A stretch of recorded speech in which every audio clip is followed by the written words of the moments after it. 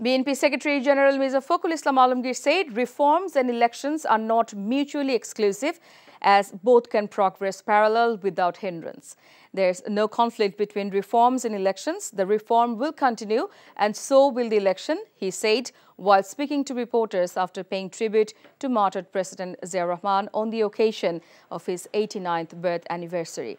He said the party that wins the election and forms the government will carry forward the reforms. He also mentioned that the government has said it will hold discussions with political parties after receiving the reports and would then make a decision on the reform proposals. The BNP Secretary General said no reform proposal will be accepted without consensus. সংস্কার এবং নির্বাচনের মধ্যে কোনো বিরোধ নেই।